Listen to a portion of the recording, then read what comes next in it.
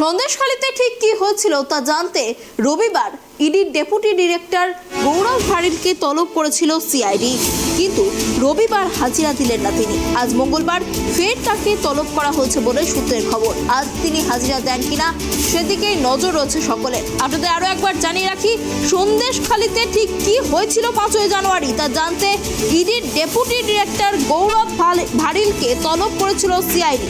রবিবার দিন তলব করা হয়েছিল তাকে, কিন্তু রবিবার হাজিরা দেননি তিনি এবং আজ মঙ্গলবার ফের তাকে তলব করা হয়েছে বলে সূত্রের খবর।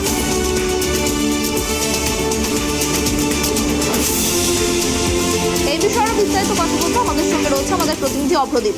দেখো, যেমনটা জানা যাচ্ছে 5ই জানুয়ারি সন্দেশখালীতে ইডির সাথে ঠিক কি হয়েছিল তা জানতে ইডির ডেপুটি ডিরেক্টর গৌরব ভাড়িলকে ফের আজ তলব করা হয়েছে বলে জানা যাচ্ছে। বিস্তারিত কি জানতে পারছো? দেখো, শাহজাহান মামলায় ফের ইডির ডেপুটি ডিরেক্টর কে সিআইডি তলব করেছে। আজকে সকাল 11টার মধ্যে তাকে হাজিরা দিতে বলা হয়েছে।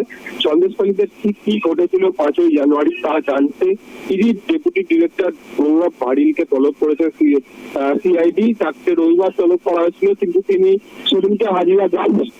আগামী মঙ্গলবার অর্থাৎ আজ তাকে আবারও তলব করা হয়েছে।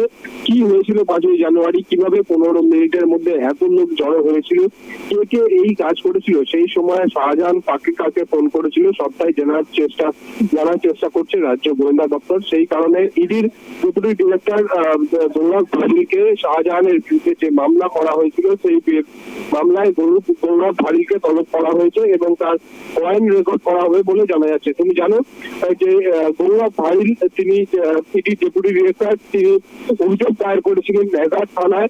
যে অভিযোগ দায়ের করা হয়েছিল 5ই জানুয়ারির ঘটনায়। 5ই জানুয়ারি তুমি জানো যে ঘটনা আমরা দেখেছিলাম, তো ইডির আধিকারিকদের এবং সিআরপিএফ জওয়ানদের মারধরের সম্মুখীন হতে হয়েছিল। প্রায় ইডি প্রেস রিলিজে জানিয়েছিল প্রায় 800 থেকে 1000 জন তাদের উপর আক্রমণ করেছিল। সেই ঘটনাতেই পরবর্তীকালে শেখ শাহজাহানকে গ্রেপ্তার করা হয় এবং তিনি কিন্তু ইতিমধ্যে সিআইডি হেফাজতে রয়েছেন।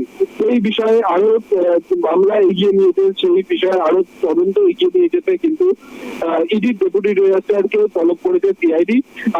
আগের বার তাকে রবিবার দিন তলব করা হয়েছিল, তিনি কিন্তু সেদিনকে হাজিরা দেননি। আজকে আবারও সকাল 11টার মধ্যে তাকে হাজিরা দিতে বলা হয়েছে সিআইডি দপ্তরে।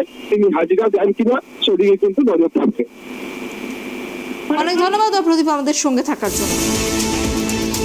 আপনাদের আরো একবার জানিয়ে রাখি, ইডির ডেপুটি ডিরেক্টর গৌরব ভাড়িলকে তলব করা হয়েছিল 5ই জানুয়ারি সন্দেশখালীতে কি হয়েছিল তা জানার জন্য, কিন্তু রবিবার তিনি হাজিরা দেননি। আজ মঙ্গলবার ফের তাকে তলব করা হয়েছে। আজ তিনি হাজিরা দেন কিনা সেদিকে নজর থাকবে আমাদের।